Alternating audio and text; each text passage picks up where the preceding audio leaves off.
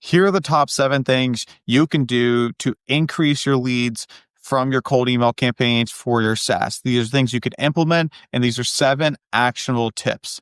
All right, so let's look at my screen here. So I just covered up every single one of them just because I want to focus on one at a time and I don't want to get distracted by the rest. So number 1 here is hyper-targeted prospecting lists. And I know what you might be thinking. Oh yeah, I'm already doing hyper-targeting prospecting, but you're actually not really. So I think out of my campaigns, probably 50% of actual leads that I could have gotten from a SaaS are because I don't have as targeted campaigns. And what does that mean?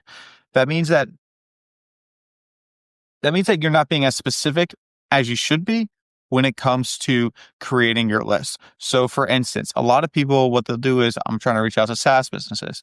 Okay, so I'm just going to go into Apollo and I'm going to make a list on SaaS. Perfect.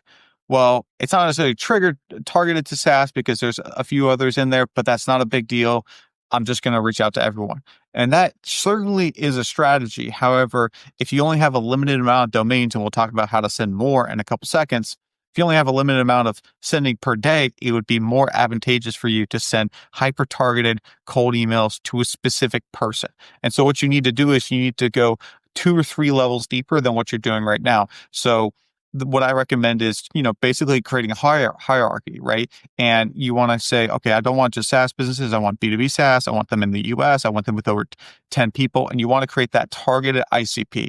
Now you want to create 2 or 3 of these. And the reason for that is, let's just say you want to go after founders, you want to go after CEOs, and then you want to go after CROs. So let's just say you're a CRO, you have different wants or desires than a CEO necessarily, or a founder that's just trying to get started or grow their company. So you want to get as niche as possible with your lead list in order to actually send a targeted email to them. So first thing is hyper-targeted prospecting, breaking out those campaigns into the specific targets themselves. The more targeted your list is, the more targeted the script can be toward their problems. So talking directly to the problems. Number 2, simple subject lines. I've seen so many bad subject lines lately. I'm not even sure what the reason for it is, but I will guarantee you the more simple your subject line is, the more responses you will get. So what I'm talking about is personalized, keep it short, test curiosity-driven line. So for instance, if you are, make it seem like, hey, maybe this might be something that I'm interested in. Also, don't be fake. I've seen a lot of subject lines that are like, hey, how's your dog doing or whatever. I don't know. Like people get really personal with it. Just tell me what you're doing. Tell me what problem you solve. Tell me how you solve it. That's all. And I think a lot of business people specifically, that's what they want. They want to know, can you solve my problem? And if you can, tell them exactly how you can solve it. So quick question is always a good one. Or, hey, you got a question? One that I'm seeing a lot of, thumbs up.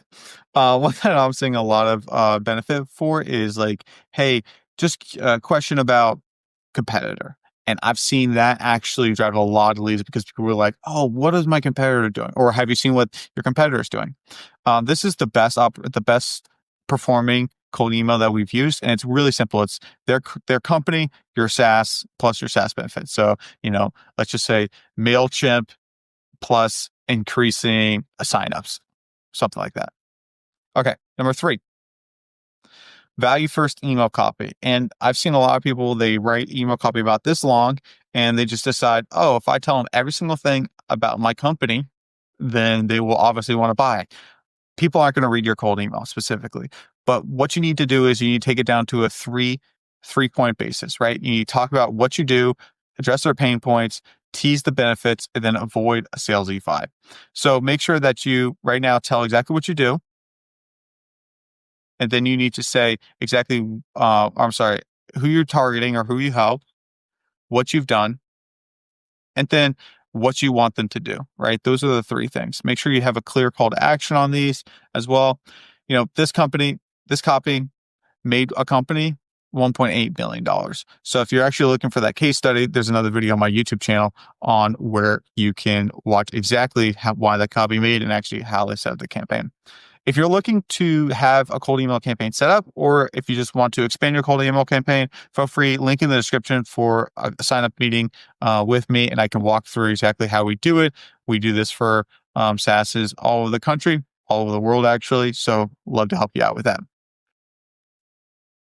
Number 4, double your inbox and sending volumes. This might seem like a no-brainer, but sometimes people have asked me, oh, how can I get more leads? Double your volume. A lot of times it is a volume game. So I have this little spreadsheet tool. If you want it, I'll put it in the description for a link. If you want a copy, go up to here, file, and then make a copy is right here. Don't ask for requests to edit it. All right. So what this is basically showing you exactly how many leads you're going to get based on the amount that you send, based on your typical conversion rate. So for instance, if, you're sending 50,000 leads, and I like to do this in quarters. So every 90 days, your conversion factor is maybe 2% for replies. And then maybe, let's just say 1 to be generous. You got 1%. Positive replies, 30%. It's actually not bad. Conversion rate. Let's just say you can, for positive replies, let's just say you can get up to, 40%, which is not unreal. And then let's go down to, conversion on a call. Let's say you're at 30%. If you qualify well, that's 33 leads every 90 days. It's pretty good. Some people are going to do better depending on how good your copy is, but that's awesome. If you want more leads, very simple. 66 leads. So you just doubled your leads. Yeah, you did double your cost. You did double the amount to set it up, amount you need back end, but that's how you get double the leads if you can send to double. Also, think about sending to your leads every quarter. So just think every quarter I have to send 100,000 leads or however many people are in your specific target niche. All right. So going back to this. Number 5, follow-up sequences that convert. I've noticed a lot of people, they have follow-up sequences or they just don't have follow-up sequences. Follow-up sequences, I think, are the number one thing that probably will convert people in your cold email. And the reason for that is because people are busy, especially for reaching out to presidents, CEOs, CROs, people that are managers of other people. They're going to be busy. People are just busy. And whether or not you might think it, they have, they're working, right? So they have things to do. So what you need to make sure you're doing is you're following up with them. So what's a good follow-up sequence? Before I get into follow-up sequence, make sure that you're actually responding within 5 minutes. That's the golden standard. If you're not responding in 5 minutes, what are you doing? I like to say, make sure you're responding within at least the first 2 minutes. And the reason for that is what you can do is if they send an email out, literally 2 minutes later, they're looking at their phone. Oh, shoot, the guy emailed me back. All right, let me reply back to him. And I've been able to get people on a call within probably 10 minutes of them responding to me just because I'm basically emailing them back and forth. Okay, so here's the rub here. So reply within 5 minutes. That's the most important thing. Case study, day 1, day 2, client transformation, and then industry insight. So real quick, a case study is different than a client transformation. So a case study might be exactly what we did for company A to get them to here, but then your client transformation would be, hey, we helped a Saas grow from $10,000 to $100,000, or hey, we helped MailChimp change the conversion rate from 6% all the way up to 15%, whatever it is, right? Make sure that is the largest conversion. Next thing is industry insight, and then your top 3 objections, and then 13 to 40 is Monday's success client success story, and then Thursday is your industry insight. Those are the key and the best ways, the best replies. Next thing we're going to do is boost credibility with your online presence. Look, at the end of the day, people are going to get your cold email. They're going to look you up on YouTube or Google, and then they're going to see, hey, where's this person showing up on Google? Are they even showing up on Google? Why aren't they showing up on Google? And are they showing up on social media? Do they have a YouTube channel? Are these guys a fly-by-night operation? So you need to make sure that you're showing up in as many social medias as possible. So make sure you've created an account every single social media possible. Make sure you have a good website with case study, with proof, all that stuff. So what I always recommend is make sure you Google yourself, make sure there's articles about you if possible. And this is where PR can come in and actually be super helpful. It's hard to necessarily sometimes manage how much PR will help you, but this is a part where it will help you, because if you have, 4 or 5 top different LinkedIn accounts, or if you have a LinkedIn account and Instagram and Google, when they search you up, you're good to go. They're going to be like, oh, these people are real people.